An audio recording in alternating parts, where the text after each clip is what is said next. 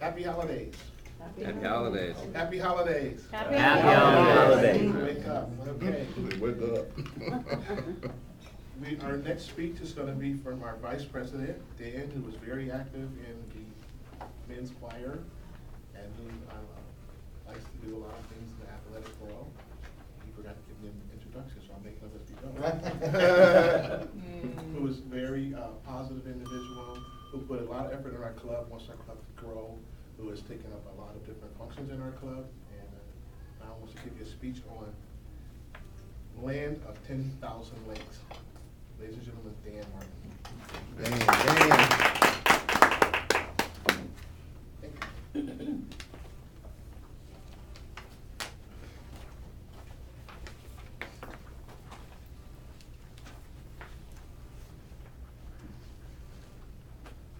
By the way, I'm doing speech number 7, and it's research your topic.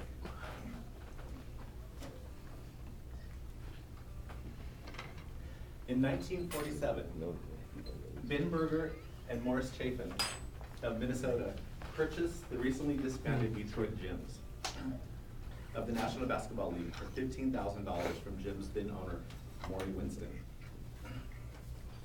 Berger and Chafin relocated the gyms to Minneapolis with home games being played at the Minneapolis Auditorium and the Minneapolis Armory.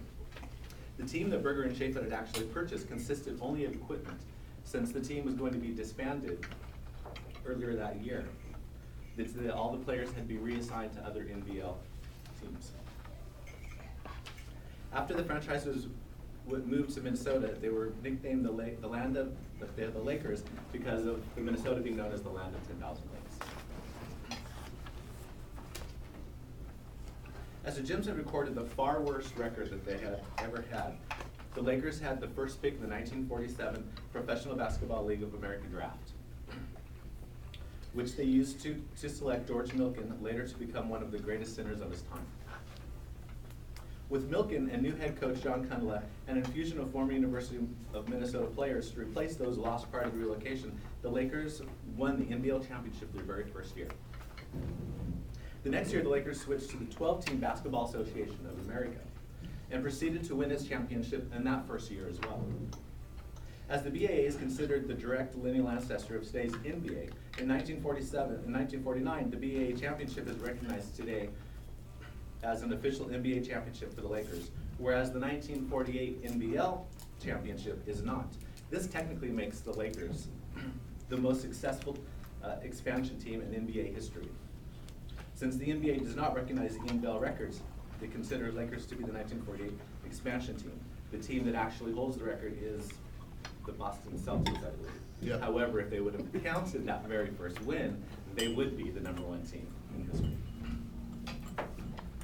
The next year saw the merging of the BAA and the NBL to form the NBA.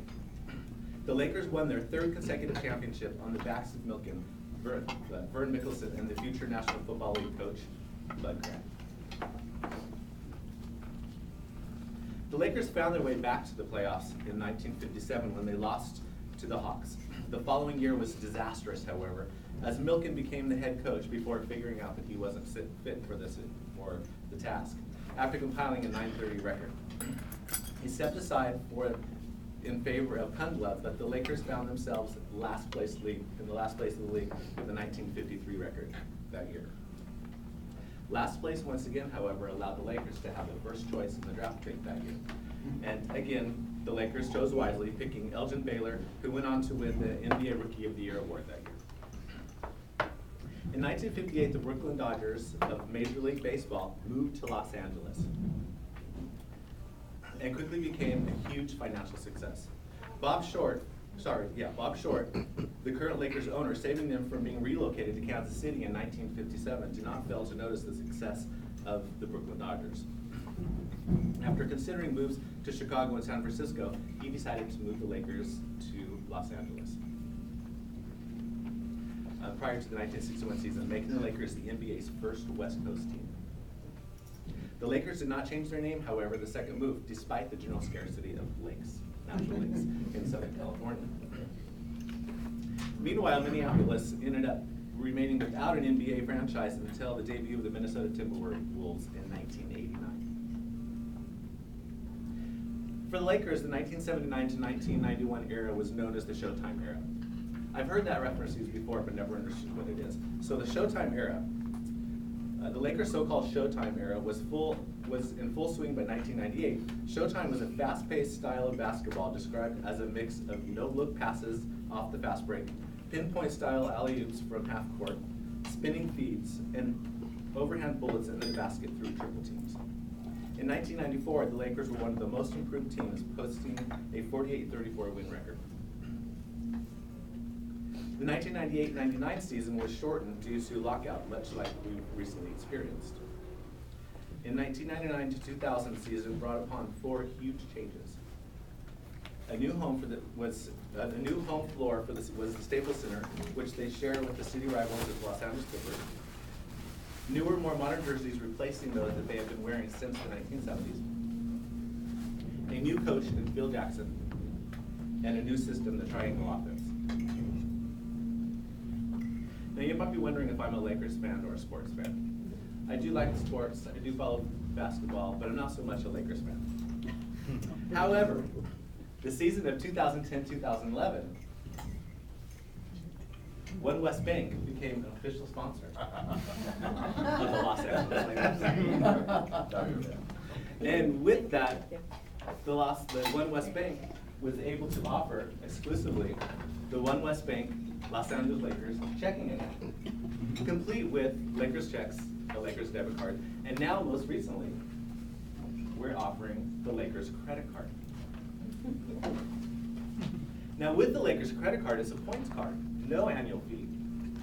And with those points, you can purchase things as Lakers memorabilia. You can purchase a Lakers cheerleader meet and greet, and you can purchase a tour to see Lakers training facilities, all kinds of different things. Or if you're not a Lakers fan, without an annual fee, those points that you earn with charges actually goes right towards your balance. You can do it as a statement credit to your account. So why am I doing this speech on the land of 10,000 lakes? Because if I'm going to sell this product successfully, I want to know more about the Lakers and what benefit we can have for one another. So with that, I would like to pass around some little Lakers memorabilia. And you can all help me by applying for a Lakers credit card. Because you see, being in the top 10% of all branches in my bank, I have one area of improvement, and that is credit card applications for Lakers. So as you'll see in the back of this card, there is a website where you can apply for the card and a code that identifies my branch. So that, my friends, is why I'm now a Lakers fan, and learn more about the Lakers than I care to remember. Thank you very much. May I have an extra one? That was really good. May I have some extra one for the consultant? Yes. Are these return copies? They still want them? Sure. You can take that. That one. Well,